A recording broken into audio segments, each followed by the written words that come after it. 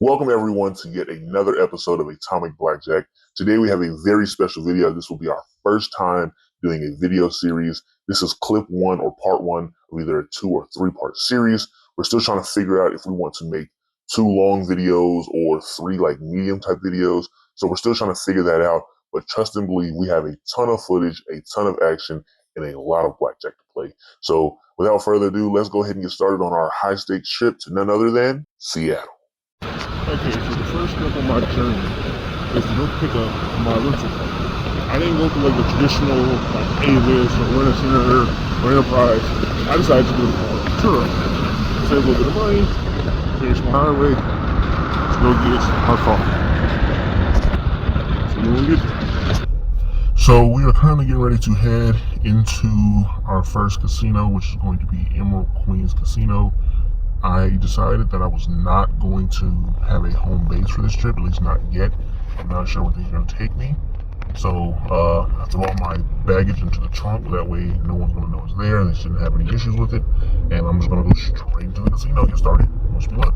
Okay, so this first clip, as you will be able to see, I'm really not going to move my bets a whole lot, which is why it's fast forwarding. I wanted you all to one, see that card counting is not just all high bets and top counts and glory days. It is a lot of mundane, it is a lot of low counts, it is a lot of negative counts. And as you'll even see, I end up losing some money during this process. You're not going to win every single hand. In fact, you're probably going to lose more hands than you win. The only difference is you're going to win bigger amounts. So I'll tell people that in theory, I'm probably going to lose 7 out of 10 hands. But for those 7 hands, I'll probably bet $50. But then those 3 out of 10 hands that I do win, I bet $50. Therefore, I have netted a total profit. For those who don't know, the way card counting works is you keep track of what has been played. Therefore, you know the likelihood of what is yet to come. You don't really know exactly what it is, but you know when you have the advantage and when you don't.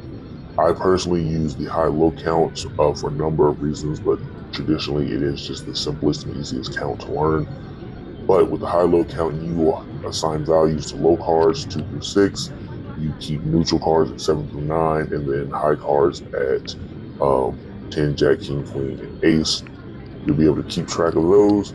The more low cards that come out, the more likely you are to get blackjack, the more likely you are to have higher like numbers. And because the dealer has to play by a set of rules every single time, you can in theory play properly and beat the casino. So here I am at a table max bet of 2 hands of $500 on an 8-deck shoe. On my first hand, I receive a total of 10, and on my second hand, I receive a total of 6, both versus the dealer's 8. Now this 10, I go ahead and pull out some more money so I can double. Unfortunately for me, I did think that this 8-deck shoe was a 6-deck shoe, but on the bright side, this far back in the shoe with how high the count was, it really made minor difference in terms of whether I was playing a minimum bet or a maximum bet. I was going to be at a max bet no matter what, just because of how many cards had already been played and how high the count was and how far back they dealt. Now, of course, I double my 10 versus the dealer 8. Unfortunately for me, I pull a 5 for a total of 15. On my 6, I hit and get a 10 and stay because the count is higher than a true 7. The dealer unfortunately pulls over a 10 and I lose both hands, minus $1,500. Now, on this next hand, I get a hard 14 versus a dealer 6. Dealer pulls a 3, a 4, and a 2, and then another 2 for a total of 17. While that is unfortunate, I'm not sure if you just caught that, but I went from a minimum bet of $50 to a bet of $125. Although small cards definitely help. Now here I have a 19 versus the dealer 20, and again I lose. The count does not change, so out goes yet another hand of 125. Right now I get an 11 versus the dealer 5. That is an easy double. All day you would double all 11s no matter what. And the dealer decides to pull 19. And luckily for me, I pull an 8 to push. This right here shows you all that while we do play with an advantage, we do not win every hand. Nevertheless, the count rises and out goes my bet of $450. I have a 14 versus the dealer's 2. The dealer pulls a 3, a 5, a 4, and then another 3 again making a hand, and I lose once more. Nevertheless, the count has now risen, and I am at my max bet of two hands of $500. On my first hand, I get a 15 versus a dealer's 10. I surrender because this game does offer it. Surrender is a play where you give up half your bet. I know it's kind of hard to see, but over here on my second hand, I have a total of a 19, which is no match for the dealer's 20. So on this round, I have lost a total of $750. Now, a little bit later, the count is still up there, so I am playing two hands of $500 once again. I get a 19 on my first hand and a 20 on my second versus the dealer 7. The dealer flips an ace for 18, meaning I won both hands for a total profit of $1,000. Right here, you see me asking the dealer to pay me out in all greens because the cut hard has came out, which means I'll be dropping back down to minimum bets on the next shoot. Now, as I stated, I am trying to only show the high value hands, and here I am playing a hand of $350. I get a 14 versus the dealer's ace. I do decide to take insurance because the count is over a true 3. If you are not counting and you do not know the true count, do not take insurance.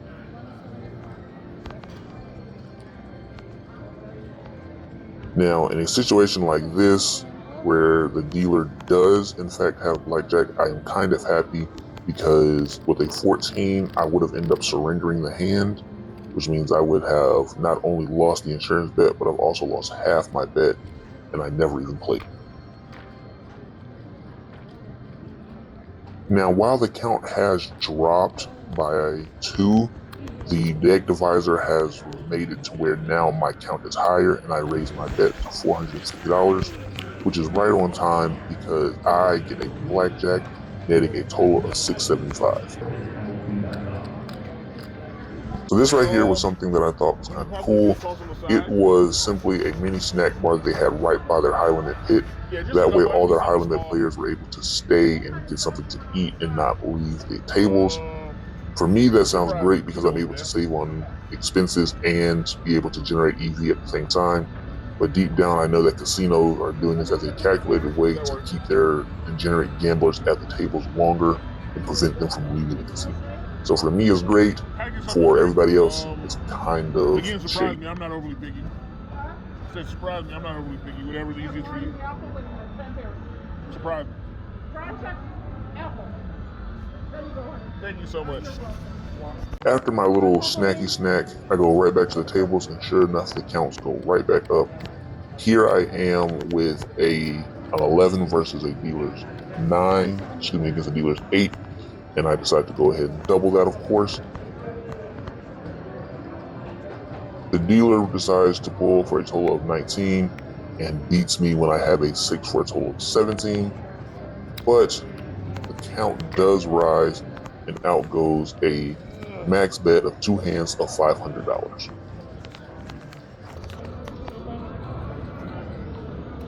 So on my first hand, I get a 12, and on my second hand, I get a 15, both versus the dealer 6. The dealer flips over a 6, a 4, and then a 9 for a total of 25, which means that I have won both hands and netted a profit of $1,000.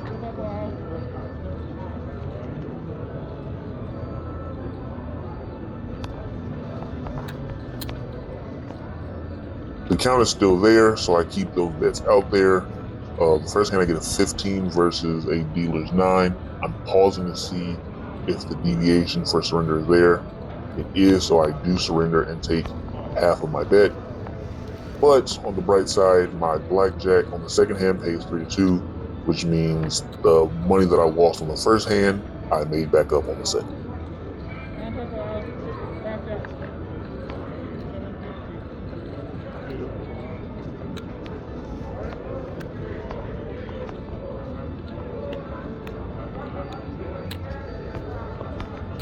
Of course, the count is still there, bets stay out. I get a pair of 10s versus the dealer's 3. I pause to see if the split is there. It's not quite there, so I just tuck them. And then of course on the second hand I have a 12, which I stand on. The dealer decides to flip an 8 and a 10 for 21, and I lose both of those hands, minus $1,000. In this next clip here, you are seeing me raise my bet to a total of 350, and I do that just in the nick of time because I get a blackjack for a total of 525. While blackjacks are great, you do have to be careful because sometimes that math will get tricky and trip up both you and the dealer. It's real good to know the math ahead of time. This one, the dealer kind of threw me off with how she did the chips, but it was paid correctly, and that's what's important.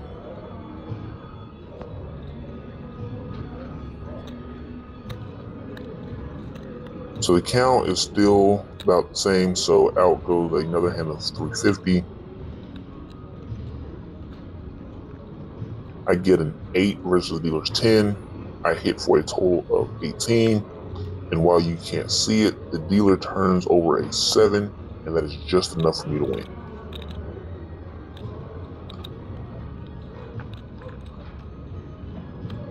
Again, the count is still the same, so out goes another 350. I get an 11 versus the dealer's 2, which is an easy double.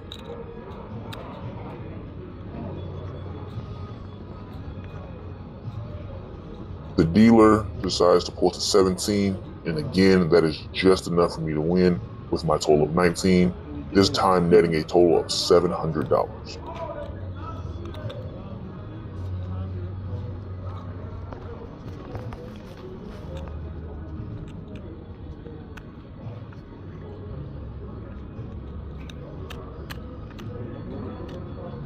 With all those small cards coming out and my new deck divisor, I now go to max bet of 2 hands of 500. On my first hand, I get a 19 versus a dealer's 10, and on my second hand, I get an 18. I'm traditionally scared, but it doesn't matter because the dealer flips a 2 and then a 10, busting out with a total of 22, netting me a profit of $1,000. By this point, you all should know the drill. The count's still there, the bets stay out.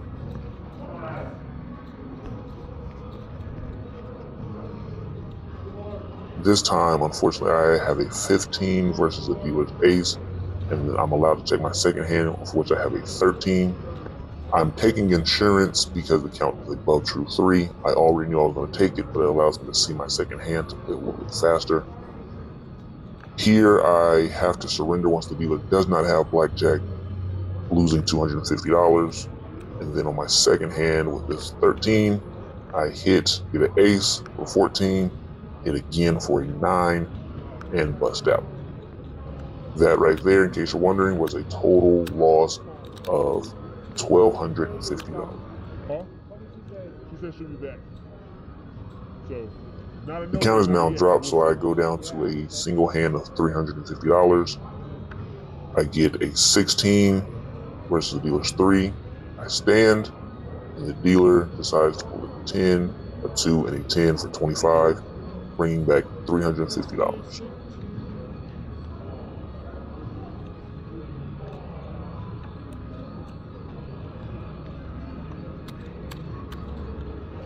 Okay, so that's my first stop, and surprisingly enough, they let me play and they let me spread, no real issues. And because I heard that they trespassed on the first go, I went ahead and just played rated. And sure enough, that got me my room for the day. Right? Time for a little room tour. You know, a nice free room when you're playing is great. Save on expenses, but it ensures me that I am in a safe spot because of all the security that casinos naturally have. So, you know, chop one up for the good guys. Okay, so while I do feel just a tiny bit, you know, conflicted, because they did give me a free room and I'm sitting here, you know, killing them. They are, you know, it's not going to cause me to lose any sleep, especially in this nice free room that they gave me. But nonetheless, it's one thing if I'm down, but they gave it to me when I was up. I just did a quick chip count and just, we were kind of sitting on 1, 2, 3, 4, 5, 6, 7, a little over $7,000. So obviously I'm not gonna complain, and obviously I'm not gonna lose any sleep about winning some money. So as you all can see, day one in Seattle was very good to me. Not only was I able to get $7,000 in cash, a little less than 8,000, but I was also fed and given a free place to stay. And the place that they put me in was really, really nice. So this is the kind of stuff that card counters love. We're able to make money and get free stuff on top of that. Now, as I just showed you all my chip count for the day, I'm not going to go back in and repeat it by showing you all the graph. I've decided to just wait and show you the final graph for the entire trip on the final video of the series. But nevertheless, stay tuned because we have more clips, more action, more wins, and more excitement. So without ado, leave a like, a comment, a subscribe, all that good stuff, and I'll see you next time.